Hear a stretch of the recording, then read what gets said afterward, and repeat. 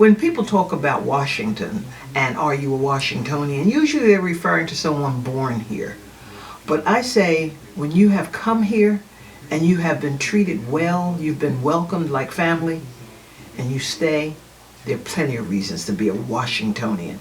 When I came to Washington, it was because I was headed for the coast and I had enough money to get me to Washington and a good friend and family who was willing to let me live with them until I found a job. Well, that made me really feel really good, but then I had to go down to what was called the Civil Service Commission to find a job, and fast. Sometimes you become a part of history without knowing it.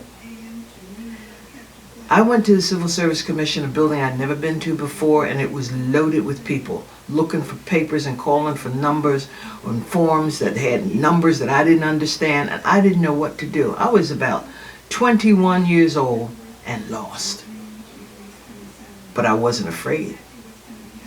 I looked on the marquee and there was the name of John May, Commissioner, Civil Service Commission. Well, I figured he would be the man handing out the job, so that's who I needed to talk to. I pulled myself together. I had my resume, or it wasn't a resume, it was just a transcript. I had it with me. I went to his office. With all the officiousness or official bearing that I could muster, I said to his assistant, "I'm here to see Mr. May. My name is Miss Taylor from Philadelphia." When I walked into that office, you would have thought that I had practiced for years. I almost remember it like it was yesterday. I said, "Mr. May, my name is Antoinette Taylor, and I'm from Philadelphia, and I am very, very smart, and I need a job. I've just got to Washington, and I never stopped." He said, "Stop. I'm going to get you a job because one day you might get me one."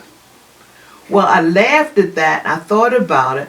But honestly, less than a month later, I had a 700-hour appointment in the Bureau of Commercial Fisheries as a physical science technician.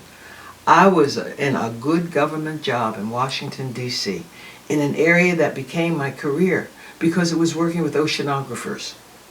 And as I took those experiences and applied them to oceanography and took courses and then went to grad school, the one thing in terms of people you remember, there was a woman, an African-American woman. Her name was Madeline Berryman. She became Dr. Madeline Berryman. She was the first oceanographer, much less first woman African-American oceanographer that I had ever met. And I said, I want to be like her. That was one thing that I began to believe, that in Washington I met people who looked like me, who were doing incredible things at levels I never imagined. And it made me really glad that I came. And then I met a man. He was born here. He didn't want to leave. He didn't want to go anywhere because he thought that this was the Mecca. Before I met him, I worked on a ship in the Washington Navy Yard. And it was a program run by the city. So now he's becoming involved in city events, city community activities. I got this job in the Navy Yard teaching oceanography to returning Vietnam veterans. Some of them I keep in touch with today here in Washington. Well, while there I'm going, oh my gosh, what am I going to do now that I can't go to sea, and I don't want to be a desk-bound oceanographer. And then again, Charlie Black gave me a brochure and said, I think you ought to apply for this. It was the White House Fellowship. Well, I was just looking for a job. They were looking for these different types of people. I was selected as a White House Fellow, first African-American woman, and first married woman. All of a sudden it hits me, they're actually concerned about my gender. But the point was, it was another opportunity, and I took full advantage of it.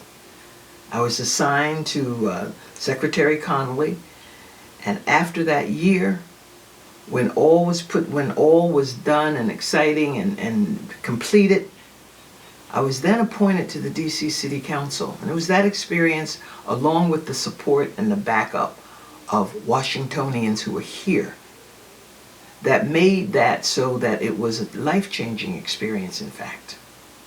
All in Washington. I began to travel, see the world, do all sorts of things. It took a lifetime, an adult career lifetime, to accomplish a number of things, none of them done alone, but always with the backup, the support of men and women, usually in Washington, that I was able to do these things. Even to include starting my own business here again in Washington.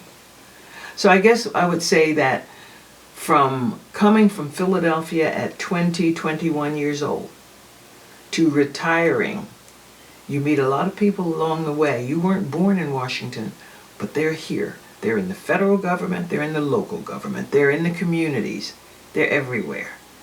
And so at this point, it seems like it's only natural that I should be giving back, because I've benefited from the same roads that they have traveled. And it's circular. It's time to give back.